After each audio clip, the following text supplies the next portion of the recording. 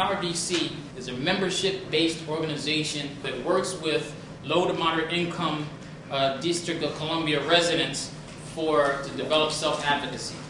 So we hold these empowerment circles every now and then to address specific areas of, I guess maybe concern where members and people identify what areas they might want better skills in order to help us do that advocacy and those kind of things better. So this one is dealing with Community Organizing 101, which as many people will find out, if you don't know already, that there's a science to community organizing. We don't have to just guess and wonder what to do. There's actually things that have been done before that we can learn from. And Brother Roger is going to help us with some of those things. Thanks very much, and I want to thank Empower DC, which is one of the hardest working, hardest fighting grassroots organizations in DC. So the goal is that once you leave here tonight, you will have some basic concepts of what goes into formulating and organizing campaign and how you as an individual can amplify your impact on solving whatever problem you're coming up against. We're going to start with a distinction I think is critical to draw. Many people often confuse and interchange the idea or the concept of being an activist and being an organizer.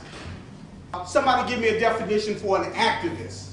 Someone who advocates. Good, good. Okay, that's a good one. Someone who advocates. Anything else? Spread awareness. Spread awareness, okay. All right. Now, let's go on the other hand. Let's talk about an organizer. What does an organizer do? Mobilize. Mobilizers, okay. Yeah, but an activist can also mobilize. We'll talk about that later. Go ahead. Organizer connects up resources. Yeah, that's important. The key thing with an organizer that's different from an activist, if you recall what people said about activists, it focused on the actions of an individual. Sometimes people take very aggressive and quote-unquote militant actions, and it does their heart good. They feel like they're taking on the power. They're giving it to the man. They're standing up. But then they look around, there's nobody behind them. And what happens? People think they're crazy, and they don't want to be with them. And so as a result, you can't build a movement. That's what an organizer's job is.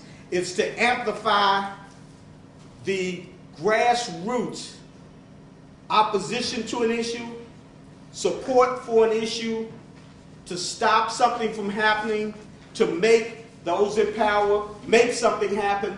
That's the way social change really happens. That we're taught that change happens in a country, in this country and around the world because of individuals, which could not be further from the truth. Because their view is that all history is composed of the actions of great men. And for the most part, in terms of the history of this country, the actions of great men are portrayed as the actions of white men. And white men make the decisions. All right? And a movement is designed to send a message very clearly to these great minds that make these decisions that you don't have a right to do what you want. It's social change leading to social justice. And that's the reason for engaging in community organizing. So let me do a quick icebreaker, and then we'll get started into the good stuff. Draw these 9 dots on their piece of paper in this fashion here. You have 4 lines, and the 4 lines have to connect all 9 dots. Show them how you do it, Ben.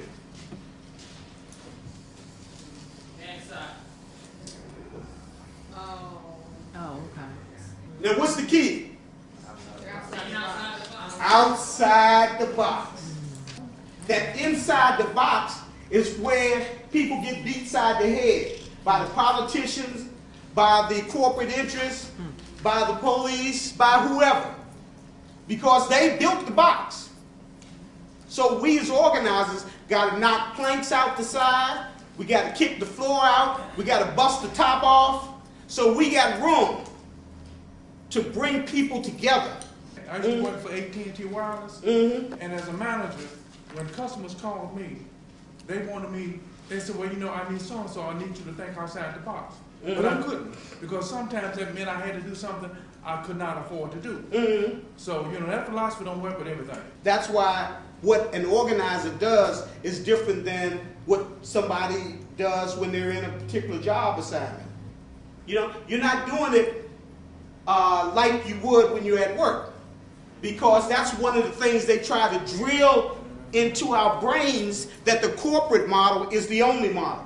But when you're trying to get the proverbial stop sign in your neighborhood because two kids have been hit on their bicycles by fools driving through there like they're on a racetrack, that you can't win using the corporate model. Or let's put it this way, you usually don't win using the corporate model, because you're not bothering them, you're not hurting them. They're used to telling people no, because they don't want to do it. So if you're not putting heat on them, and this is what this whole thing is about, how do you ratchet up that heat?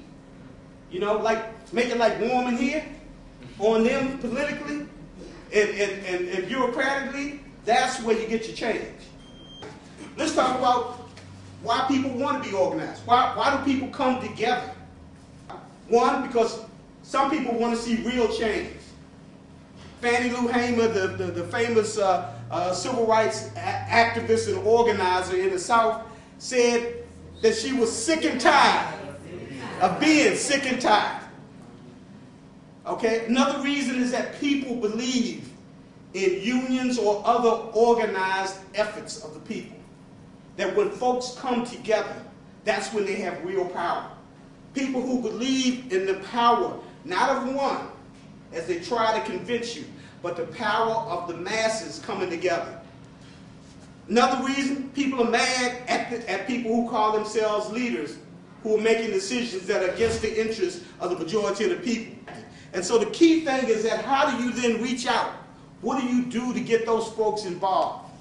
How many people buy Girl Scout cookies? Okay, what you said? Everyone. Everybody, okay. Buy Girl Scout. How many people buy Girl Scout cookies and don't eat Girl Scout cookies? Okay, why do you buy them if you don't eat them? When you go into your car late at night, they jump out and scare you, and you buy the cookies so they won't hurt you. What happens? What was that again? They ask you to buy them, right? But the key thing is that you go to the individual and you make an ask. You request it. The key to getting people to make a real commitment is to stare them in the face and ask them directly. Whatever you put in your campaign together, it should always be smart. The S means that your campaign should be specific. You have to have a measurable campaign. Now, what does that mean? That means that people have to understand where you're going, how long it's going to take you to get there, when you have arrived, and when you're making the move to the next point. A, important. Things have to be achievable. Achievable. That is, they can see how you can win this. They can see what goes into this campaign. And the R, important. These things have to be realistic. It has to be built on outreach, growing your contacts, bringing more organizers, picking neighborhoods, going door to door, things that people see. All right? And finally, we get to T, is that your campaign has to be time-phased. That is, you can't leap out of sequence. That you have to say that we got, at this point, that leads us here. This point, that's 3 months, 2 months, 6 months, victory. And at each of these points, we'll get into this later, is that you do an assessment and evaluation of how successful your activities have been. Why? Because if you're making a mistake early, you don't want to keep making that same mistake all through your campaign.